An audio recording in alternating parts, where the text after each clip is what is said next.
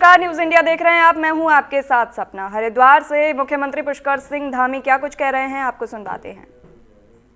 सब बनने का सौभाग्य मिलता है, तो चूंकि अभी आप सब लोग अपना मार्गदर्शन देंगे और मैं यही कहना चाहता हूं कि कुंभ के जो असली आयोजक हैं, आयोजन करता है, वो हमारे सभी पूज्य संतगण हैं और मैं उनका सहयोगी हूं। हम सब सहयोगी हैं, सरकार भी, प्रशासन भी, जनप्रतिनिधिगण भी, मुख्य जजमान भी कह सकते हैं।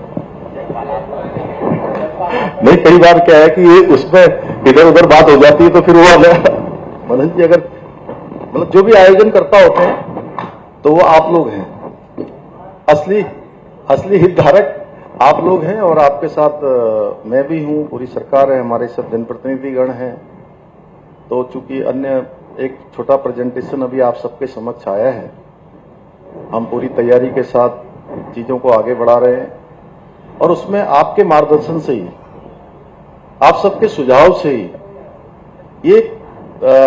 ये आयोजन हमारा एक भव्य आयोजन बने, एक दिव्य आयोजन बने और लोग एक जो भी श्रद्धालुगण आए, मां गंगा के भक्त आए, स्नान करने वाले आए, श्रद्धालुगण यहां पहुंचे, एक अच्छा अनुभव अपने पूरे जीवन के लिए लेकर जाएं। तो उस आयोजन को हम सभी ने मिलकर आगे बढ़ाना है। तो अन्य बातें चूंकि अभी विस्तार से होनी ही है एक एक करके, तो मैं 2027 कुंभ आयोजन की घोषणा करता हूं।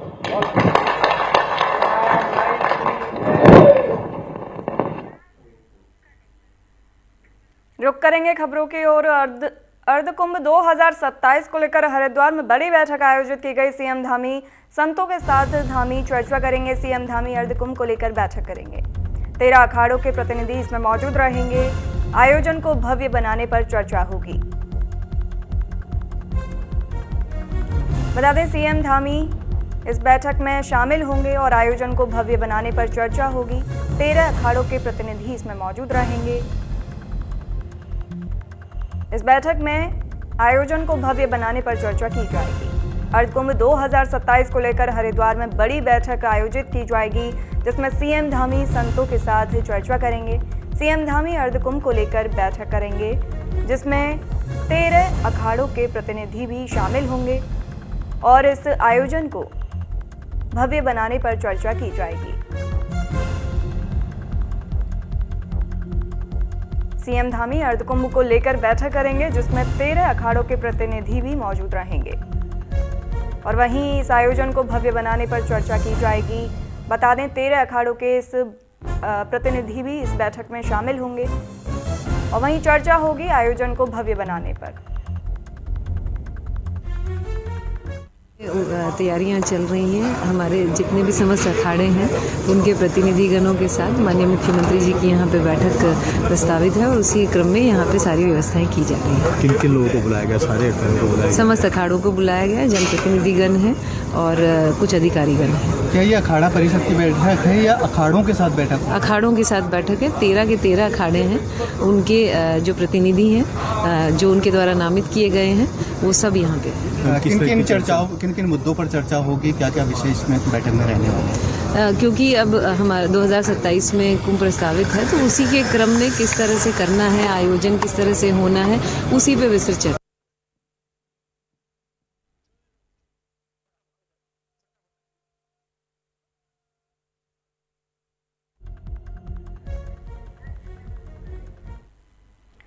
आपको बता दें, सीएम धामी एक बैठक में शामिल होंगे, जिसमें 13 अखाड़ों के प्रतिनिधि भी शामिल होंगे। इस बैठक में आयोजन को भव्य बनाने पर चर्चा होगी। अर्ध कुंभ 2027 की तैयारियों को लेकर बड़ी बैठक आयोजित होगी, जिसमें 13 अखाड़ों के प्रतिनिधि भी शामिल होंगे। खुद मुख्यमंत्री इसमें शामिल होंगे।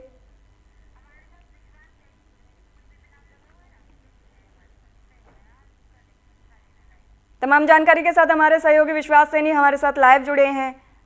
विश्वास, आपसे जानेंगे इस बैठक के मुख्य एजेंडे क्या हैं?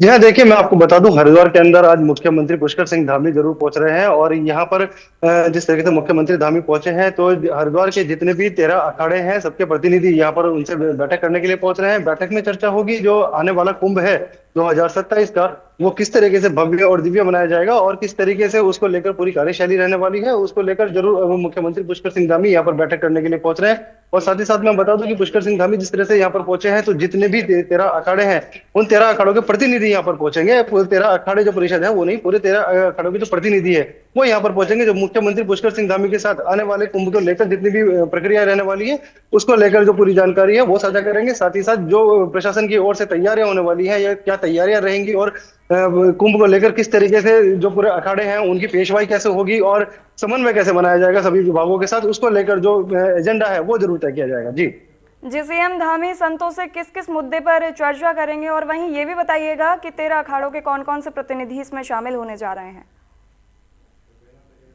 जी हाँ, देखिए मैं आपको बता दूं, जिस तरीके से मुख्यमंत्री पुष्कर सिंह धामी कुंभ को लेकर जिस तरह भव्य और दिव्य मनाने के लिए जिस तरीके से तैयारी कर रहे हैं, उसको लेकर देखा जा रहा है कि वो मुख्यमंत्री धामी यहाँ पर पहुंचे हैं। और उनके पहुंचने के बाद जितने भी 13 अखाड़े हैं उनके सभी प्रतिनिधि, हम बात करें जो हरिगिरी महाराज है या महामंडलेश्वर है, वो जितने भी हैं जिनको नामांकित किया गया है अखाड़ों की तरफ से, वो सभी जितने भी 13 अखाड़ों के प्रतिनिधि हैं वो सभी यहाँ पर पहुंच रहे हैं। साथ ही साथ जिस तरह से अभी पीछे हालिया जो हुआ था उसको हमने देखा था कि जितने भी संत थे उनमें जरूर एक बार नाराजगी देखी गई थी इस चीज को लेकर कि प्रशासन दिव्य और भव्य कुंभ बनाने की बात जरूर कर रहा है, लेकिन जितने भी संत हैं उनके साथ इसको लेकर समन्वय नहीं बनाया गया और संतों में इसकी नाराजगी देखी गई थी। लेकिन जिसके बाद प्रशासन ने सतर्कता दिखाते हुए जो पर्यटन अधिकारी हैं सुशील नोटियाल, उनको भेजा था संतों के पास उनको मनाने के लिए। और संतों ने उसके बाद बयान जारी किया था कि मुख्यमंत्री धामी जब चाहेंगे, जब इसको लेकर चर्चा करना चाहेंगे, हम चर्चा करेंगे। तो उसी को लेकर अब 2027 के कुंभ को लेकर जो अखाड़ों की पेशवाई कैसे रहेगी और जितने भी विभाग हैं वो अगर वो तैयारियों का करते हैं, तैयारियों में विभागों का समन्वय कैसा रहेगा एक दूसरे के साथ, उसको लेकर जो चर्चा है वो होने जा रही है। जी जी, अर्धकुंभ 2027 को भव्य बनाने के लिए क्या क्या तैयारियां की जाएंगी, या फिर कोई निर्देश जारी किया जा सकता है? जी हाँ, देखिए जिस तरीके से अभी 2027 में जो अर्धकुंभ है, अर्धकुंभ को ये महाकुंभ की तर्ज पर मनाने की जो तैयारी है वो की जा रही है। कुंभ मेलाधिकारी जो है सोनिका सिंह, उन्होंने भी इसको लेकर जो पत्रकारों के साथ चर्चा की थी उसमें ये जरूर बताया था कि जो कुंभ है इसमें 2 कैटेगरी में जो निर्माण कार्य होंगे, एक स्थायी और एक अस्थायी। अक्सर देखा गया है जिस तरह जितने भी कुंभ यहाँ पर जो होकर निकले हैं उनमें अस्थायी जिस तरह से निर्माण रहते थे, पुलों का निर्माण रहता था, घाटों का निर्माण रहता था, वो जरूर होते थे। लेकिन अब जो निर्माण होंगे वो स्थायी निर्माण भी होंगे। जितने भी पुल हैं, जितने भी हरिद्वार के जितने पुल हैं उनको लेकर जिस तरीके से तैयारियां की जाएंगी, साथ ही साथ सड़कें जो हैं सड़कों पर भी स्थायी निर्माण होंगे और पुल जो घाटों पर जो पुल बनेंगे वो भी स्थायी निर्माण की कैटेगरी में रखे जाएंगे। तो साथ ही साथ पीडब्ल्यूडी को लेकर या हम बात करेंगे जिस तरह से सड़क निर्माण को लेकर या हम बात करें घाटों को लेकर, पूरी तरीके से जो प्रशासन है वो इस वक्त तैयारियों में लग चुका है। और आगामी कुंभ के लिए अभी समय जरूर कम बचा है, लेकिन प्रशासन की जो तैयारियां हैं वो जरूर किस तरीके से रहेंगी और वो उसका जो पूरा लेखा जोखा है वो जरूर सीएम धामी के सामने रखा जा सकता है, क्योंकि उसके बाद पूरा जो रोड मैप है पूरे कुंभ को लेकर वो जरूर अब तैयार किया जाएगा। जी जी, जैसा कि सीएम धामी संतों के साथ बड़ी बैठक में शामिल होने जा रहे हैं, चर्चा करने जा रहे हैं, तो इसको लेकर पुलिस प्रशासन की क्या क्या तैयारियां की गई हैं?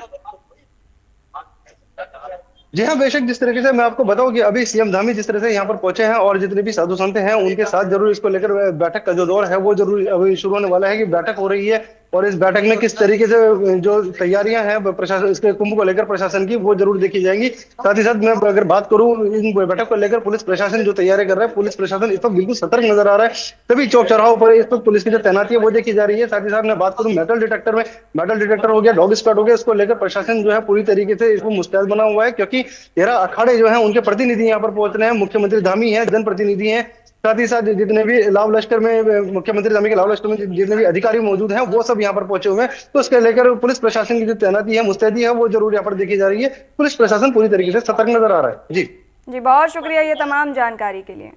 वहीं 30 साल से बंद पड़े चकमार्ग को प्रशासन की बड़ी कार्रवाई से खुलवाया गया। बताते चले ये 30 साल से बंद पड़ा चकमार्ग था जिसे खुलवाया गया। भगवानपुर चंदनपुर में प्रशासन ने कब्जा मुक्त कराया।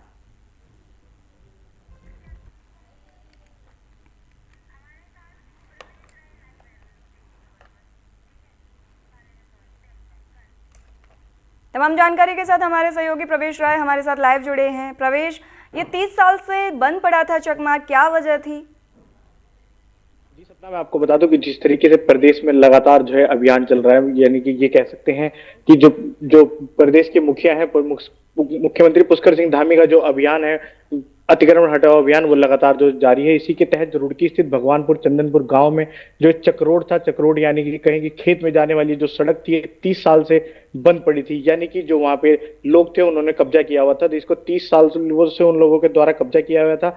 जिसके बाद लगातार जो है वहां के ग्रामीण थे वो लगातार जो है प्रशासन से शिकायत कर रहे थे। प्रशासन की शिकायतों के बाद देखने को मिला कि लगभग 30 वर्षों बाद जो है देखने को मिला कि जिला प्रशासन, पुलिस प्रशासन, जो तहसील का प्रशासन था, पूर्णतः वहां पर पहुंचा, और जो पहुंचने के बाद जो लगातार जो शिकायतों का सिलसिला था उसको तोड़ते हुए, शिकायतों के सिलसिलों को तोड़ते हुए वहां के जो बंद पड़ा हुआ चक्रोड था, वो 30 वर्षों से बंद पड़ा हुआ था, उस रास्ते को खुलवाया। और जो ग्रामीण थे, ग्रामीणों ने साफ तौर से कहा कि जिस तरीके से प्रशासन ने पूर्णतः हमारा सहयोग करके, समय तो लगा, काफी लंबे समय लगा इस सड़क को खुलने में, यानी कि ये भी कह सकते हैं कि 30 वर्षों में जो एक सड़क थी वो सिर्फ किसी कब्जा माफिया के द्वारा वहां पे कब्जा किया गया था, जिसको लेकर के प्रशासन की टीम वहां पर पहुंची और सड़क को कब्जा मुक्त कराया। अब देखने को ये मिल रहा है कि जो वहां के प्रशासनिक जो लोग हैं वो भी काफी खुश नजर आए, जिसके बाद जो ग्रामीण है, ग्रामीणों ने आभार व्यक्त किया वहां के प्रशासन जब की पूर्णतः टीम पहुंची थी। जी सपना जी, कब्जा मुक्त कराने से क्या रास्ता अब साफ हो गया है? आने जाने में ग्रामीणों को कोई दिक्कत तो नहीं होगी अब?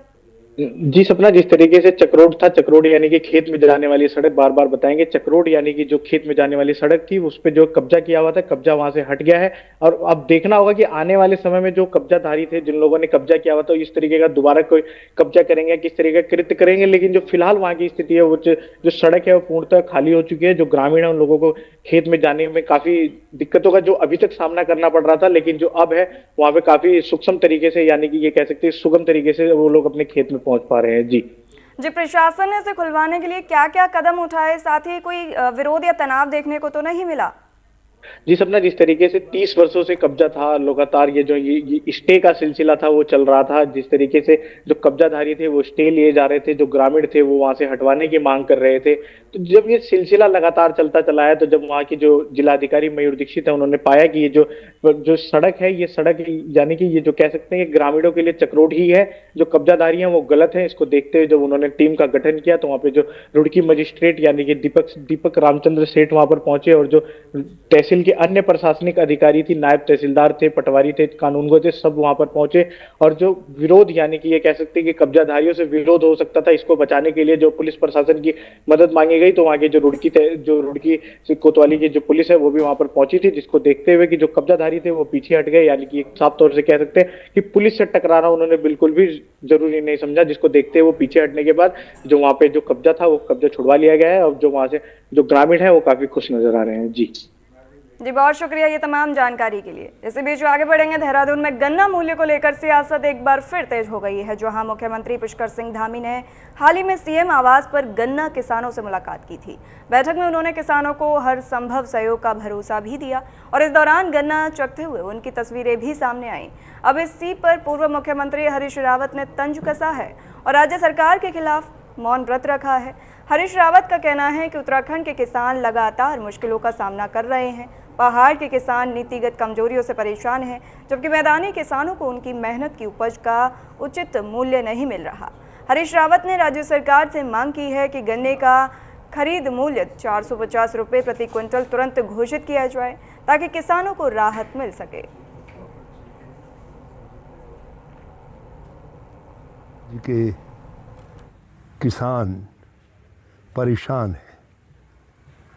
पहाड़ों के किसान सरकार के नीतिगत कमजोरियों से, और जो मैदान का किसान है वो अपने परिश्रम से जो उगा रहा है उसको उचित खरीद मूल्य नहीं मिल रहा है। गन्ना किसान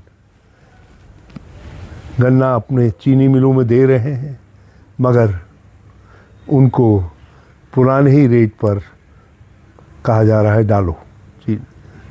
क्या करेगा किसान?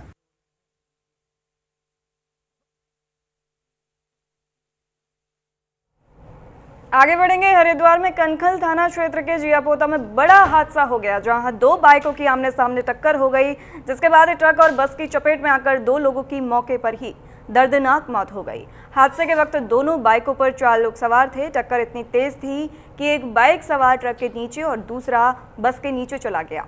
दोनों की मौके पर ही मौत हो गई। बाकी 2 बाइक सवार गंभीर रूप से घायल हो गए। सूचना मिलते ही मौके पर पुलिस पहुंची और पुलिस ने शवों को लेकर पोस्टमार्टम के लिए भेज दिया और दोनों घायलों को इलाज के लिए अस्पताल में भर्ती करवाया।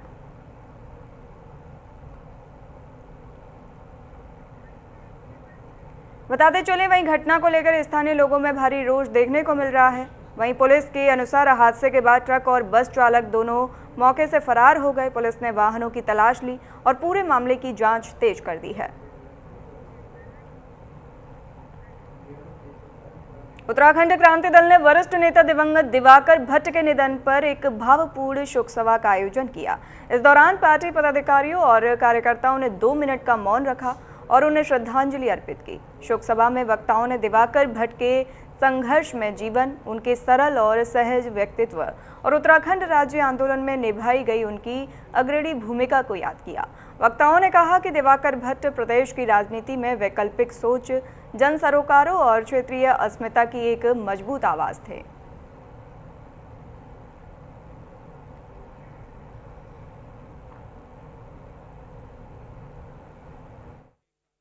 निश्चित है ये बात, और मैं समझता हूँ कि दिवाकर भट्ट जी जैसे क्रांतिकारी, जिनका कि उत्तराखंड आंदोलन में अहम भूमिका रही है, उनको तो भुलाए से भी भुलाया नहीं जा सकता और उनका रिक्त स्थान भी भरा नहीं जा सकता। तो ये तो निश्चित है, उन जैसा व्यक्तित्व, उन जैसा संघर्षशील न कोई हुआ है न कोई होगा।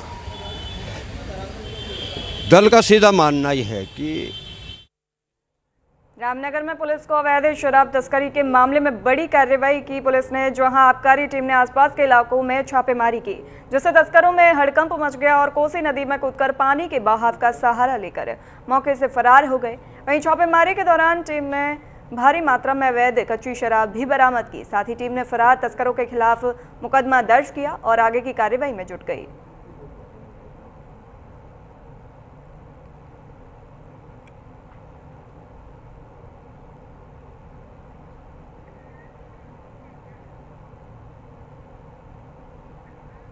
लोहाघाट में boxer captain Anand Singh Mehra boxing की दुनिया में एक जाना पहचाना नाम है। बता दें कि भारतीय सेना से रिटायरमेंट होने के बाद कैप्टन मेहरा अब लोहाघाट में बॉक्सरों की फौज तैयार करने में लगे हैं। साथ ही खेल विभाग चंपावत में कॉन्टैक्ट प्रशिक्षक के तहत बॉक्सिंग कोच के पद पर तैनात कैप्टन मेहरा खेल सुविधाओं के अभाव के बावजूद भी अपनी कड़ी मेहनत से क्षेत्र के बच्चों को अपनी शानदार ट्रेनिंग से बॉक्सर बनाने में जुटे हैं।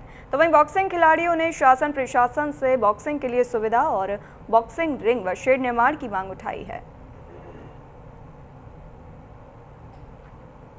देखिए, उत्तराखंड में बॉक्सरों की कोई कमी नहीं है और यहाँ प्रतिभाएं हैं जो कि हमारे को निखारने की ज़रूरत है। ठीक, और यहाँ हमारे को खेल विभाग की तरफ से, उत्तराखंड गवर्नमेंट की तरफ से इक्विपमेंट दिए जा रहे हैं, लेकिन उसके बाद भी हमारे को कुछ एक सेट की ज़रूरत है, जो कि खेल विभाग में इसकी बात उठी हुई है और अभी तक मिल नहीं पाया है। एक सेट और एक बॉक्सिंग रिंग की ज़रूरत है, वो मिल जाए तो हमें बहुत ही अच्छा एक प्लेटफॉर्म मिलेगा। बॉक्सिंग तो जब मैं 12 साल की थी तब से स्टार्ट कर दिया था, पर जब से आनंद सर आए 2022 या 23 में, तब से बॉक्सिंग में ज़्यादा इंटरेस्ट आया है और तभी से मैं खेलों में प्रतिभाग भी कर रही हूँ। अभी मैंने नेशनल तक खेला है, राष्ट्रीय खेल में प्रतिभाग करा अभी फिलहाल नैनीताल में जो हुए थे। तो आप लोगों की ट्रेनिंग चली रही है मॉर्निंग और इवनिंग में, और बस थोड़ा सा ठंडी लग रही है पाबंदी में बस। तो प्रशासन से यही कहना चाहूँगी कि अगर हमें एक टीन सेट और रिंग उपलब्ध हो जाती तो हमारी प्रैक्टिस क्या पता कुछ और ज़्यादा अच्छी हो सकती थी। फिलहाल खबरों में इतना ही, रुकते हैं एक छोटे से ब्रेक के लिए।